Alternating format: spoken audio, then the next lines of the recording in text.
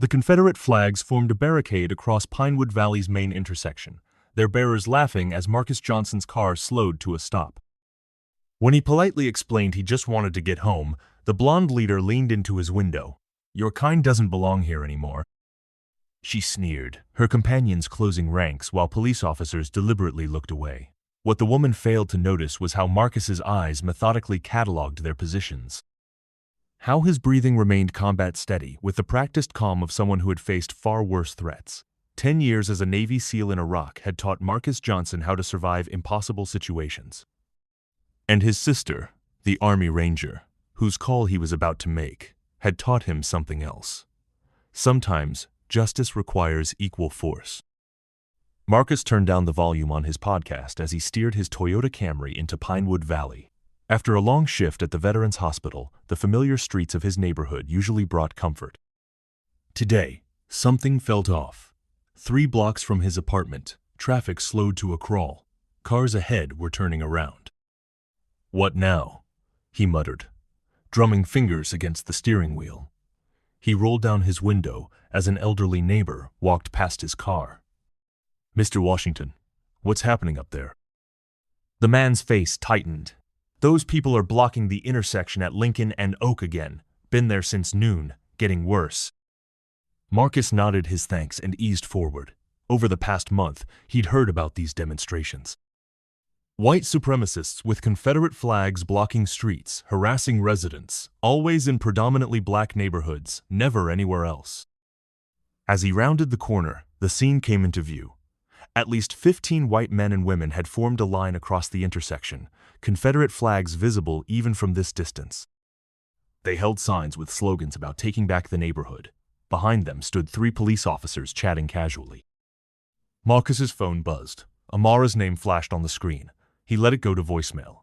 His sister worried too much since he'd returned from Iraq. He took a deep breath the way he'd been trained. Assess the situation, identify exits, calculate risks. 10 years as a Navy SEAL had hardwired these instincts. Marcus inched his car forward, joining the small line of vehicles trying to navigate around the blockade. A woman with platinum blonde hair pointed at his car. "Here comes another one." As he approached, they closed ranks. She stepped directly in front of his car, forcing him to brake. "Streets closed today," she called, smirking through the windshield. Marcus rolled down his window. "I live here. I'm just trying to get home." "Should have picked a better neighborhood," another protester said, younger with a shaved head. The others laughed. He kept his voice even. "Look, I've had a long day. I'm a physical therapist at the VA hospital. I work with veterans. I'm just trying to get to my apartment." The blonde woman leaned down, peering into his car. Her breath smelled of cigarettes. "You people always have excuses. This street belongs to everyone, and today we're exercising our rights." Marcus's hand tightened on the steering wheel. He noticed the police officers still talking among themselves, deliberately ignoring the situation. "Please move," he said. "You're blocking a public road." "Free country," said the skinhead, moving closer. "We can stand wherever we want." A memory flashed. A checkpoint in Fallujah. A crowd growing hostile. Marcus pushed it away. This was different. This was home. "What's the problem here?" A new voice joined in as a heavy-set woman with a ruddy face approached. She wore no flag but carried herself like someone in charge. "Having trouble understanding English?" "I understand perfectly," Marcus replied, his patience thinning. "You're illegally blocking traffic. The police should be arresting you, not protecting you." The woman's fake smile vanished. "Listen, boy." "No, you listen," Marcus said, opening his car door. Something in him had snapped. He stepped out, standing at his full height. The protesters seemed momentarily surprised by his confidence. "This is my neighborhood. I served this country for 10 years, 3 tours in Iraq as a Navy SEAL. I didn't do that so you could harass people on their way home." From the corner of his eye, Marcus saw one of the police officers finally look in his direction, then deliberately turn away. The group leader stepped closer. "Playing the veteran card. Bet that's as fake as everything else about you." Marcus felt a familiar calm settling over him, the kind that came before operations. His senses sharpened. He noted positions, stances, potential weapons. 15 to 1. Bad odds. But he'd faced worse. Step back from my vehicle, he said quietly. Or what? The woman challenged, knocking on his hood. You going to make us? Hey folks, he's going to make us. Laughter rippled through the group. From the group's perspective, the man before them didn't match their expectations. He stood straight, unintimidated. His eyes scanned them systematically, calculating. It unsettled them slightly, though none would admit it. Last chance, Marcus said. Let me through. The blonde woman shoved his shoulder. Go around if you're smart. Marcus didn't budge. Touch me again and you'll regret it. Is that a threat? The leader's voice rose. Officers, this man is threatening us. One policeman finally strolled over, looking bored. What's the problem here? No problem, Marcus said, maintaining eye contact with the leader. These people were just moving to let traffic through. Actually, the leader said, this hostile individual was threatening peaceful protesters. We're exercising our First Amendment rights. The officer looked at Marcus with thinly veiled contempt. Sir, you need to return to your vehicle and find another route. They're blocking a public street, Marcus insisted. That's not a legal protest. I'm not going to tell you again, the officer said. Get back in your car, or I'll have to take action. Marcus recognized the futility. He'd faced this kind of arbitrary power before, overseas and at home. He turned to get back in his car when the blonde woman muttered something under her breath. What did you just say? He asked, stopping. She grinned, repeating the slur louder. Something cold and familiar settled in Marcus's stomach. Not fear, clarity. The world slowed down as his training took over. Wrong move, he whispered. When the blonde woman reached for Marcus's arm, muscle memory took over. He pivoted, using her momentum to throw her off balance. She stumbled backward, surprise flashing across her face before anger replaced it. You crazy. She lunged forward. Marcus sidestepped, his movements precise. Don't. The protest leader stepped between them. So, that's how it's going to be. Her voice carried across the intersection, drawing the others closer. Folks, looks like we got ourselves a troublemaker. The circle tightened around him. Marcus's car now felt miles away. He reached for his phone in his back pocket, keeping his eyes on the people surrounding him. Back off, he warned, his voice steady despite the adrenaline coursing through him. I don't want trouble. Should have thought about that before you put hands on my friend, the leader said, inching closer. The policeman who had approached earlier watched from a distance, making no move to intervene.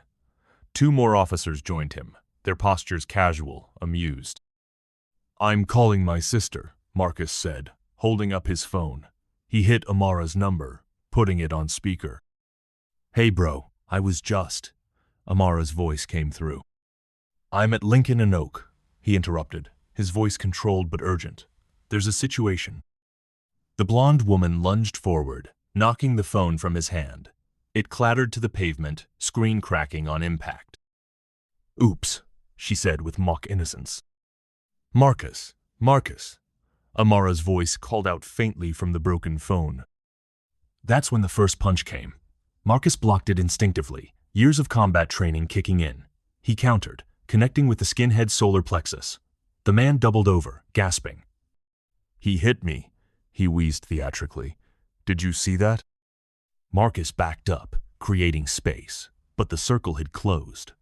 Another protester grabbed him from behind. He stomped on the man's instep, twisted, and broke his hold. 2 more rushed him. Officers, he shouted, I'm being assaulted. The police continued watching, one of them shaking his head slightly.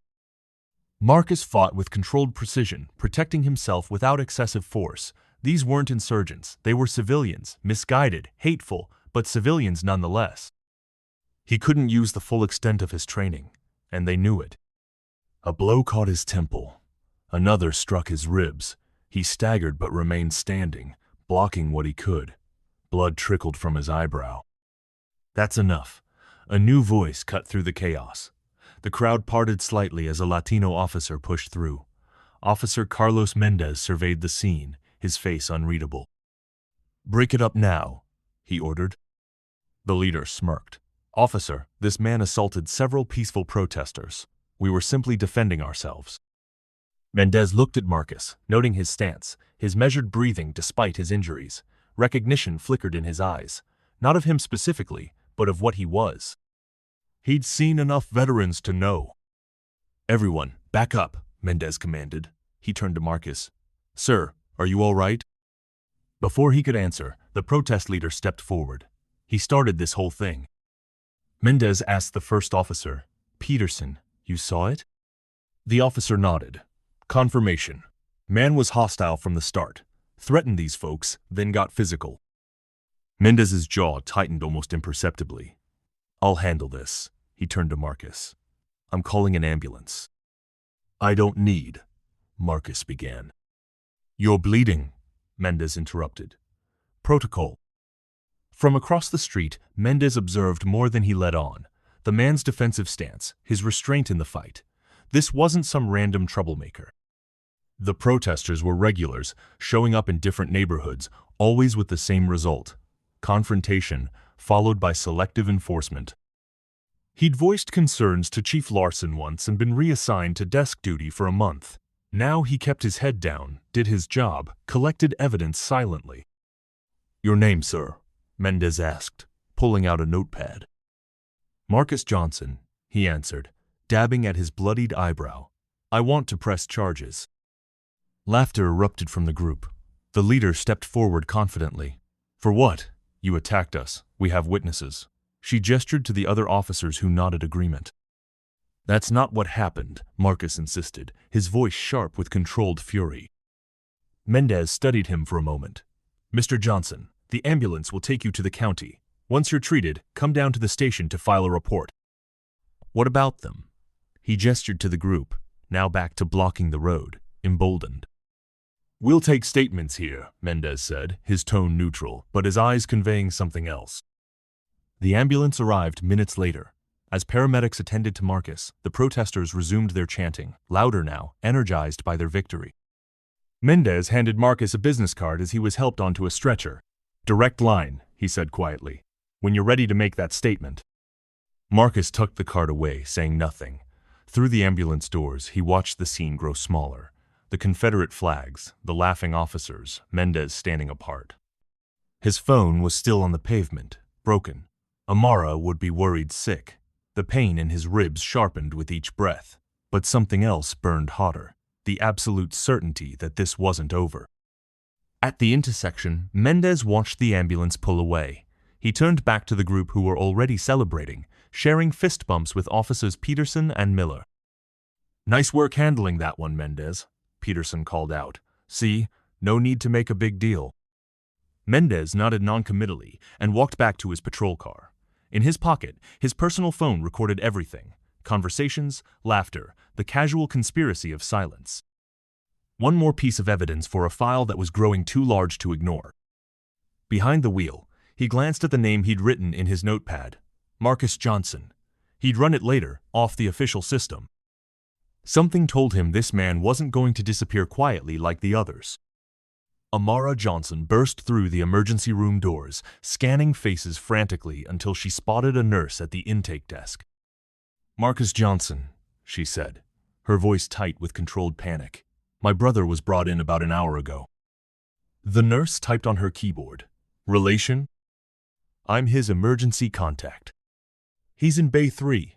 Doctor's with him now." Amara found Marcus sitting on an exam table as a doctor finished placing butterfly bandages on his eyebrow. Dark bruises had already formed along his jawline. "Marcus." She rushed forward, stopping short when she saw the extent of his injuries. "What the hell happened?" The doctor glanced between them. 3 bruised ribs, laceration above the eye, multiple contusions. "He's lucky, nothing's broken." He turned to Marcus. "I'll get your discharge papers ready. Remember, rest and ice." Once the doctor left, Amara pulled up a chair. "I got to Lincoln and Oak, but all I saw were cops cleaning up. No ambulance, no you." Her voice cracked slightly. "When your call cut off like that." "I'm okay," Marcus interrupted, though his wince as he shifted betrayed the lie. "Who did this?" Marcus's eyes hardened. A group of white supremacists blocking the road in front of the neighborhood. "When I tried to get through, they surrounded my car, And the police watched, laughed. He touched his bandaged eyebrow. Except one, Mendez. He seemed different. Amara's military training was evident in how she processed the information. Efficient, strategic, compartmentalizing emotion. 8 years as an Army Ranger had taught her to channel anger into action. Did you get names? Faces? Better. Marcus handed her Mendez card. This officer gave me his direct line, said to call when I'm ready to make a statement. Amara examined the card. You trust him? Not yet. But he's the only one who stepped in. Marcus lowered his voice. This wasn't random, Amara. These people were organized, protected. The cops knew them by name. Something unspoken passed between the siblings. Recognition of a threat that went beyond a single incident. My car is still there, Marcus added. Phone smashed on the pavement. I'll handle it, Amara said. Stay here until I get back. Not a chance. Marcus slid carefully off the exam table. We do this together. What began as a simple act of harassment would soon unravel a conspiracy reaching to the highest levels of local government. The siblings didn't know it yet, but their military training was about to be put to use in the most unexpected battlefield of all, their own hometown. And this time, the enemy wasn't wearing a uniform, they were hiding behind badges, business suits, and Confederate flags.